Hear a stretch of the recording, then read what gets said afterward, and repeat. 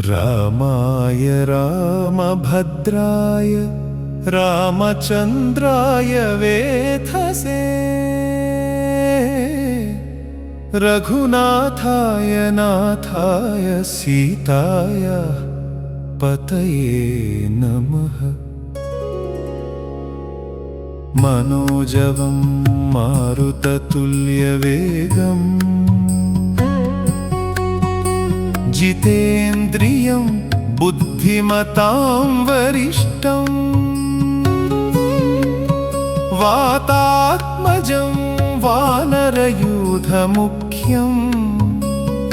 श्रीरामदूतं शरणं प्रपद्ये। श्रीराम राम रामेति रमे रामे मनोरमे सहस्रनाम तत्तुल्यं रामनाम वरानने।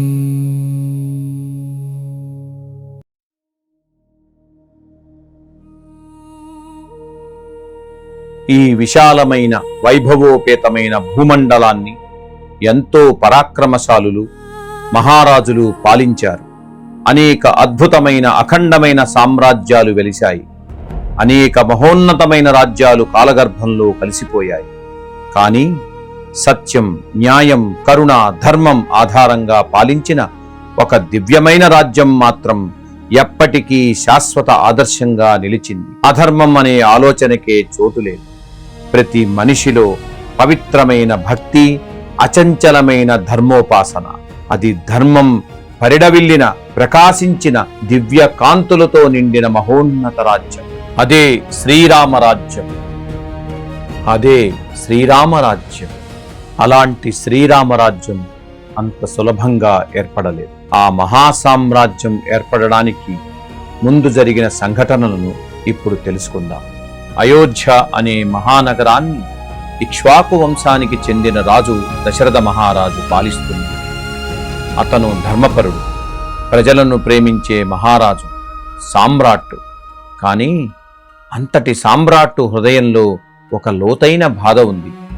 తనకి సంతానం లేదు. అప్పుడు సభలో ఉన్న మహర్షులు ఒక పవిత్రమైన పరిష్కారాన్ని సూచించారు. ముందుగా అశ్వమేధ యాగం చేయటం, ఆ తరువాత పుత్రకామేష్టి యాగాన్ని నిర్వహించటం. ఆ మహాయాగాన్ని మహర్షి ఋష్యశృంగుడు అత్యంత శ్రద్ధతో నిర్వహించారు. ఆ యాగం చివర్లో యజ్ఞాగ్ని నుండి ఒక దివ్య పురుషుడు ప్రత్యక్షమయ్యాడు. అతని చేతిలో ఒక స్వర్ణ పాత్ర ఉంది. ఆ పాత్రలో దేవతలు ప్రసాదించిన దివ్య పాయసం ఉంది. ఆ పావనమైన పాయసాన్ని దశరథ మహారాజు తన రాణులకు భక్తితో సమర్పించాడు. కాలం గడిచింది. రాముడోద్భవించినాడు. ఒక పవిత్రమైన మంగళమయమైన రోజున అయోధ్యలో ఒక దివ్య సంఘటన జరిగింది. సాక్షాత్ విష్ణుమూర్తి పూర్ణాంశగా రాణి కౌసల్యకు అవతరించాడు శ్రీరాముడు. రామ రామ రామ రామ రామ నామ తారకం భుక్తి ముక్తిదాయకం. జై శ్రీరామ్. తరువాత కైకేయికి జన్మించాడు భరతుడు. సుమిత్రకు జన్మించారు లక్ష్మణ, శత్రుఘ్నుడు. వారిలో రాముడు అత్యంత తేజోవంతుడు, ప్రకాశవంతుడు. చిన్నప్పటి నుండే అతనిలో ధర్మం, కరుణ, శౌర్యం స్పష్టంగా ప్రతిఫలించాయి.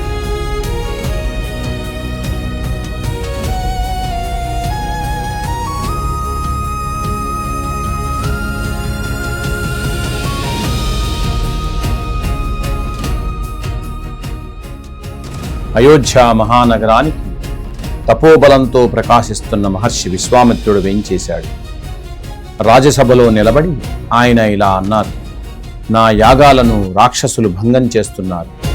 ఆ యాగాన్ని రక్షించడానికి రాముడు నా వెంట రావాలి. దశరథుడు మొదట సంకోచించాడు. కానీ మహర్షుల ఆజ్ఞతో రాముడు, లక్ష్మణుడు విశ్వామిత్రునితో వెళ్ళారు. అరణ్య మార్గంలో ప్రయాణిస్తూ మహర్షి వారికి బల, అతిబల అనే దివ్య విద్యలను ఉపదేశించారు. ఆ విద్యలతో వారికి అపారమైన శక్తి, ధైర్యం లభించాయి. తరువాత యాగం ప్రారంభమైంది. 7వ రోజున భయంకరమైన రాక్షసి తాటక ప్రత్యక్షమైంది. అప్పుడు ధర్మస్వరూపుడైన రాముడు తన అద్భుతమైన వీరత్వంతో తాటకని సంహరించాడు. ఆ విధంగా యాగాన్ని విజయవంతంగా రక్షించాడు.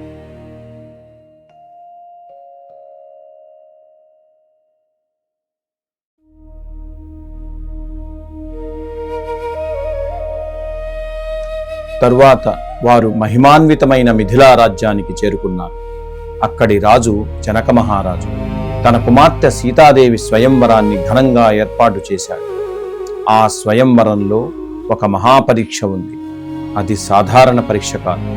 సాక్షాత్తు పరమశివుని మహాధనస్సును ఎత్తి దానిని ఎక్కుపెట్టగలవాడే సీతాదేవిని వరించాలి. అనేక రాజులు, పరాక్రమశాలులు ఆ ధనుస్సును ఎత్తేందుకు ప్రయత్నించారు. కానీ ఎవ్వరూ సఫలీకృతం కాలేకపోయారు. అప్పుడు శాంత స్వభావంతో అపార శౌర్యంతో నిండిన రాముడు తన గురువు అయినటువంటి విశ్వామిత్రునితో ఆయనకి నమస్కరించి ముందుకు అడుగు వేశాడు. అతను సులభంగా ఆ మహాధనస్సును ఎత్తి ఎక్కుపెట్టబోతుండగా ఆ ఘోరమైన గర్జనతో ఆ ధనుస్సు విరిగిపోయింది. ఆ శబ్దం అంతటా మార్మోగి.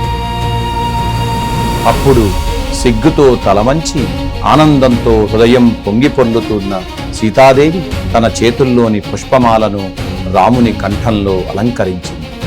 ఆ క్షణంలో దేవతలు సాక్షిగా దివ్యమైన మంగళనాదాలు మారుమోగాయి. పుష్పవర్షం కురిసింది. ఆ విధంగా సత్యం మరియు పవిత్రత కలిగిన ఆ మహత్తర క్షణంలో శ్రీ సీతారాముల దివ్య కలయిక సర్వలోకానికి సాక్షిగా ఆవిర్భవించింది. కొన్ని సంవత్సరాల పాటు సీతారాములు ఇరువురు ఆనందభరితంగా ప్రేమతో నిండిన హృదయాలతో, పరస్పర గౌరవంతో నిండిన బంధంతో ధర్మ మార్గంలో నడుస్తూ తమ దాంపత్య జీవితాన్ని గడిపారు. ఆదర్శ దంపతులుగా లోకానికి మార్గదర్శకులయ్యారు. ప్రతి క్షణం సంతోషమయం, ప్రతిరోజు మంగళమయం. కానీ విధి తన పరీక్షను ప్రారంభించింది. కొన్ని సంవత్సరాల తరువాత దశరథ మహారాజు రాముడిని అయోధ్య సింహాసనంపై అభిషేకం చేయాలని నిర్ణయించాడు. అయోధ్య అంతా ఆనందోత్సాహాలతో కళకళలాడింది. కానీ అప్పుడే విధి తన క్రూరమైన మలుపు తిప్పింది. కైకేయి తనకు ముందుగా ఇచ్చిన 2 వరాలను కోరింది. మొదటి వరంగా భరతుడు రాజుగా కావాలని, 2వ వరంగా రాముడు 14 సంవత్సరాలు అరణ్యవాసం చేయాలని. ఇది విన్న దశరథుని హృదయం విచ్ఛిన్నం. కానీ ధర్మస్వరూపుడైన రాముడు ఎలాంటి అభ్యంతరం లేకుండా తండ్రి వాక్యాన్ని గౌరవించి అరణ్యానికి వెళ్లాలని నిర్ణయించాడు. ఆయనతో పాటు అపారమైన ప్రేమతో నిండిన సీతాదేవి, అన్నప్రీతితో కూడిన లక్ష్మణుడు కూడా అరణ్యవాసానికి సిద్ధమయ్యారు. రాజసౌఖ్యాలను, ఐశ్వర్యాన్ని విడిచిపెట్టి కేవలం ధర్మం కోసం వారు అరణ్య జీవనాన్ని ఆలంబన చేసుకునేందుకు సిద్ధమయ్యి, ప్రేమ, త్యాగం, ధర్మానికి ప్రతీకలుగా ముగ్గురు ఒకే మార్గంలో ముందుకు సాగారు. రాముడు, సీతమ్మ తల్లి, లక్ష్మణుడు అరణ్యానికి బయలుదేరి వెళ్తుండగా, కానీ అయోధ్యలో దశరథ మహారాజు హృదయం తీవ్రమైన విషాదంతో నిండిపోయింది. అతను దుఃఖ సముద్రంలో మునిగిపోయాడు. ప్రియమైన కుమారుడి విరహాన్ని తట్టుకోలేక చివరకు దశరథ మహారాజు తన ప్రాణాలను విడిచారు. ఇక రాముడు, సీతాదేవి, లక్ష్మణుడు అరణ్యంలోనికి అడుగుపెట్టారు. వారి అరణ్య జీవితం అక్కడ నుండి ప్రారంభమైంది. రాముడు, లక్ష్మణుడు, సీతమ్మ వారు తీవ్రమైన దండకారణ్యంలోకి ప్రవేశించారు. తమకు సహాయకుడైన గుహుని సహాయంతో ఒక గూడానికి చేరుకొని ఆ రాత్రి అక్కడే విశ్రాంతి తీసుకున్నారు. తదుపరి ఉదయాన్నాడు నదిని దాటి మరింత లోతైన దండకారణ్యంలోకి అడుగుపెట్టారు. కుసుమ కోమలమైన సీతాదేవి ఆ అరణ్య జీవితం ఎంతో కష్టమైనదైనా రాముని సన్నిధిలో ఆయన సాహచర్యంలో ఉండటంతో ఆ కష్టాలన్నీ సుఖాలుగా అనిపించాయి. లక్ష్మణుడు ప్రేమతో ఒక అందమైన పర్ణశాలను నిర్మించాడు. అక్కడ పక్షులు, జింకలు, నెమళ్ళు ప్రశాంతంగా సంచరిస్తూ వారి జీవనానికి ఒక అందమైన వాతావరణాన్ని సృష్టించాయి.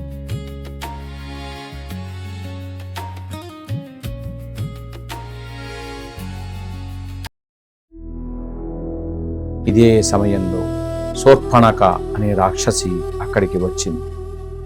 రాముని సౌందర్యాన్ని చూసి మోహించి తనను వివాహం చేసుకోవాలని కోరింది. అది చూసిన లక్ష్మణుడు కోపంతో ఆమె ముక్కు చెవులను తన ఖడ్గంతో కోశాడు. అవమాన భారంతో మండిపోయిన శూర్పణఖ లంకేశ్వరుడు రావణుని దగ్గరికి వెళ్ళి సీతాదేవి యొక్క అందాన్ని వర్ణిస్తూ అన్ని అపచారాలు కలిపి చెప్పింది. అప్పుడు రావణుడు ఒక కుట్ర పన్నాడు.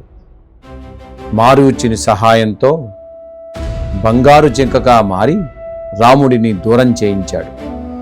సీతమ్మ కోరికతో రాముడు ఆ జింక వెంబడించగా లక్ష్మణుణ్ణి కూడా దూరం చేయడానికి మాయా ప్రయత్నం జరిగింది.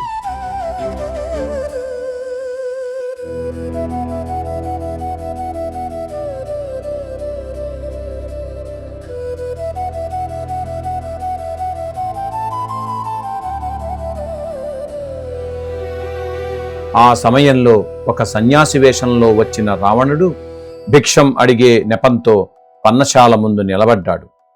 అతిథి దేవో భవ భావంతో సీతాదేవి అతనికి భిక్ష ఇవ్వటానికి ముందుకు వచ్చింది. అయితే ఆ సన్యాసి వేషం వెనుక దాగి ఉన్నది లంకేశ్వరుడైన రావణుడి క్రూర స్వభావం. ఒక్క క్షణంలోనే తన అసలు రూపాన్ని ప్రదర్శించి బలవంతంగా ఆ పవిత్ర సీతామాతను తన చేతుల్లోకి ఎత్తుకున్నాడు. ఆకాశ మార్గంలో ఎగిరిపోతూ సీతమ్మ యొక్క ఆర్తనాదాలు అరణ్యాన్ని కంపింపజేశాయి. రామ, లక్ష్మణ అని పిలుస్తూ ఆమె హృదయం విరిగిపోయింది. ఆ సమయంలో పక్షిరాజైన జటాయువు ఈ ఘోర దృశ్యాన్ని చూసి కదిలిపోయాడు. కఠిన ఖడ్గాన్ని విసురుతూ జటాయువు యొక్క మహారెక్కలను తెగదెంపేశాడు. ఇక సీతమ్మ కనిపించక రాముడు ఆందోళనతో అడవంతా అటూ ఇటూ పరిగెత్తుతూ ప్రతి వృక్షాన్ని, ప్రతి కొండను, ప్రతి రాయిని పలకరిస్తూ సీత సీత అని నలు దిశలా విలపిస్తూ వెతుకుతున్నాడు. అలాంటి సమయంలో వారిద్దరికీ ఒక మహావీరుడు తారసపడ్డాడు. అతనే భక్త శ్రేష్ఠుడు హనుమంతుడు. వారిని చూసిన వెంటనే హనుమంతుడు వారి ఔన్నత్యాన్ని గ్రహించాడు. వినయంతో ముందుకు వచ్చి తనను పరిచయం చేసుకొని రామలక్ష్మణుల పరిస్థితిని పూర్తిగా తెలుసుకున్నాడు. తర్వాత సుగ్రీవుడితో స్నేహం చేస్తే అతడు మీకు గొప్ప సహాయం చేయగలడు అని సూచించాడు అని చెప్పి వారిద్దరినీ సుగ్రీవుని దగ్గరకు తీసుకువెళ్ళాడు. అక్కడ అగ్ని సాక్షిగా రాముడు, సుగ్రీవుడు స్నేహబంధం కుదుర్చుకున్నారు. ఆ స్నేహమే సీతాన్వేషణకు మార్గం చూపింది. స్నేహబంధానికి చిహ్నంగా రాముడు సుగ్రీవుని యొక్క అన్నయ్యన వాలిని సంహరించి సుగ్రీవుని కిష్కింధరాజుగా పట్టాభిషేకం చేశాడు. వానరసేన అంతా కూడా ఆనందంతో ఉత్సాహంగా మారింది. ఇక సీతాన్వేషణ కోసం వానరసేనను 4 దిక్కులుగా పంపించాడు సుగ్రీవుడు. ఆ సమయంలో వానరసేన అంతా ఎదురు చూస్తుండగా ఒక మహత్తర బాధ్యత, ఒక దివ్య కార్యం హనుమంతుని భుజాలపై పడింది. సాధారణమైన పని కాదు. జాంబవంతుడు అతని శక్తిని గుర్తు చేశాడు. నీ శక్తి అపారం హనుమంతా అని ప్రేరేపించాడు. అప్పుడు హనుమంతుడు తన మహాబలాన్ని జాగృతం చేసుకున్నాడు. మహేంద్ర పర్వతం మీద నుంచి హనుమంతుడు నింగికి ఎగరి వాయువేగంతో సముద్రాన్ని లంఘించాడు. హనుమంతుని యొక్క కార్యసిద్ధిని పరీక్షించడానికి దేవతలు సురస అనే ఒక ఆటంకాన్ని దేవతలు సృష్టించారు. ఆ ఆటంకాన్ని అధిగమించి హనుమంతుడు ముందుకు సాగిపోయాడు. తర్వాత సముద్ర మధ్యంలో దూసుకెళ్తున్న హనుమంతుని ఒక భయంకరమైన శక్తి అడ్డుకుంది. ఆమెనే నీడను పట్టుకునే రాక్షసి సింహిక. హనుమంతుని వేగాన్ని గమనించిన ఆమె తనను అడ్డుకుంది. అక్కడే తన అపార బలంతో ఆమె అంతరంగాన్ని చీల్చి సింహికను సంహరించాడు.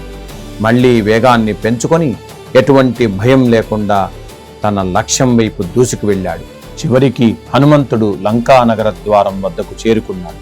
కానీ ఆ ద్వారానికి కాపలా కాస్తూ నిలిచి ఉంది ఒక భయంకర శక్తి, ఆమెనే లంకిణి. అప్పుడు హనుమంతుడు తన శక్తిని చూపించాడు. ఒక్క ముష్టి ప్రహారంతో లంకిణిని నేలకూల్చాడు.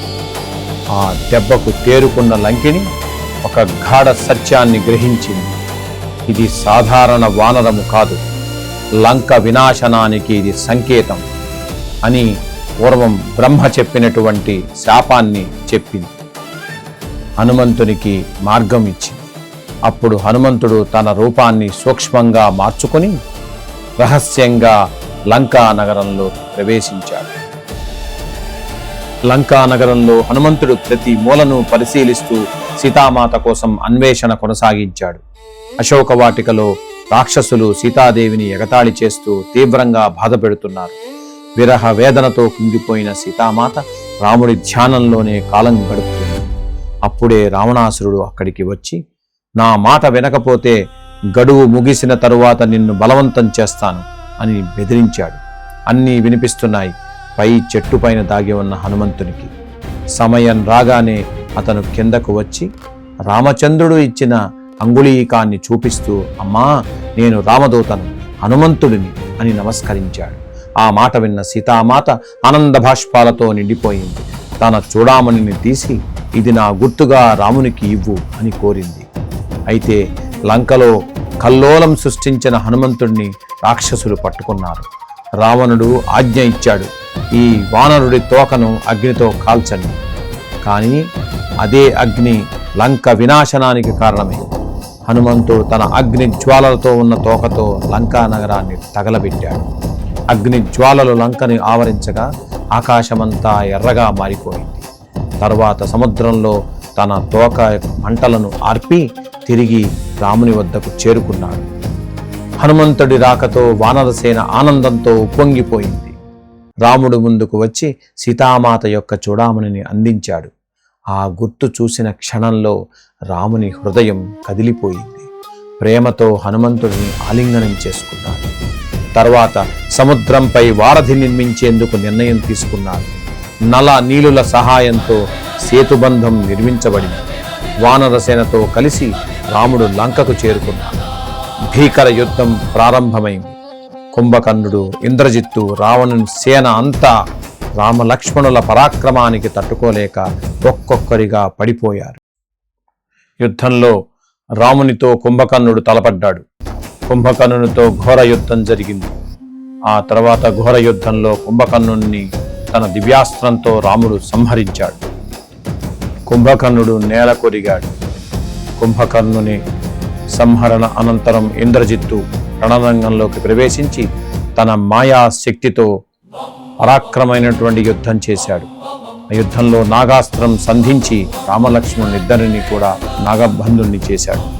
ఆ నాగబంధనాల నుండి గరుత్మంతుడు వచ్చి రామలక్ష్మణుని యొక్క బంధనాన్ని విడిపించాడు. ఇంద్రజిత్తు తిరిగి మళ్ళా రణరంగ ప్రవేశం చేసి లక్ష్మణునితో ఘోర యుద్ధంలో లక్ష్మణుని మూర్ఛిల్ల చేశాడు. లక్ష్మణి మూర్ఛతో రాముడు చాలా విచారానికి లోనయ్యాడు. హిమాలయాలకు వెళ్లి మొత్తం పర్వతాన్నే పెకిలించి తీసుకువచ్చి లక్ష్మణునికి ప్రాణం పోశాడు. చివరికి రంగస్థలం సిద్ధమైంది. ఒకవైపు ధర్మస్వరూపుడు రాముడు, మరోవైపు అధర్మానికి ప్రతీక అయిన రావణుడు. ఆకాశం కూడా నిశ్శబ్దంగా నిలిచింది.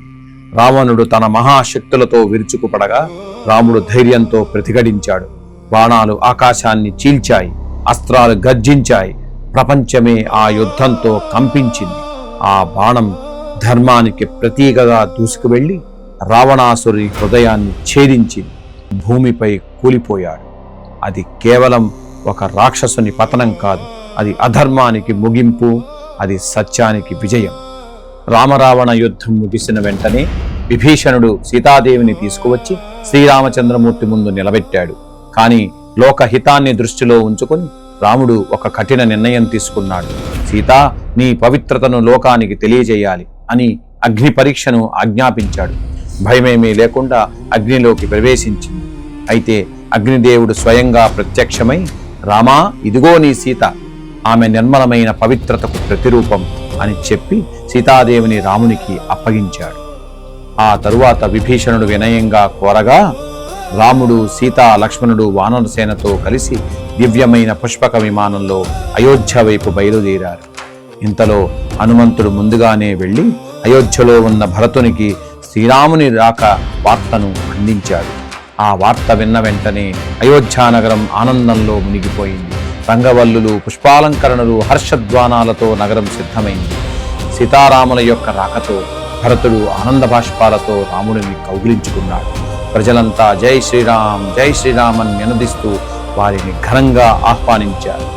తర్వాత ఒక శుభ ముహూర్తంలో మహర్షులు, మునులు సమక్షంలో వశిష్ఠ మహర్షి ఆధ్వర్యంలో సర్వ నదీ జలాలతో, స్వర్ణ కలశాలలో తీసుకువచ్చిన ఆ అభిషేక జలాలను సీతారాములకు అభిషేకం చేశారు.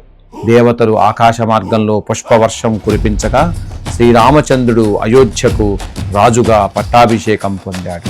అది కేవలం ఒక రాజ్యాభిషేకం కాదు, అది ధర్మం సింహాసనం అధిరోహించిన క్షణం. అది సత్యం విజయం సాధించిన మహోత్సవం. రామో విగ్రహవాన్ ధర్మః అని నిరూపించిన ఒక సంకేతం.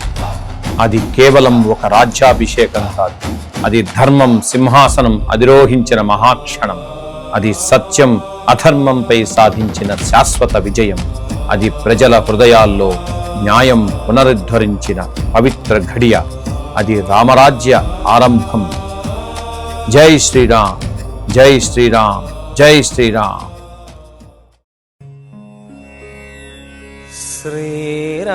శ్రీరాఘవం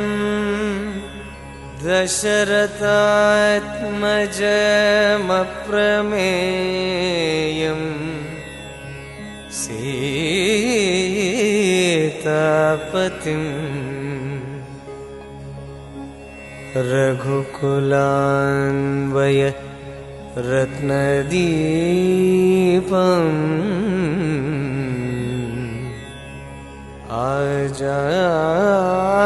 ఆజానుబాహుం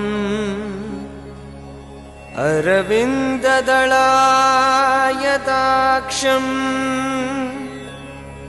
రామం నిశాచరవినాశకరం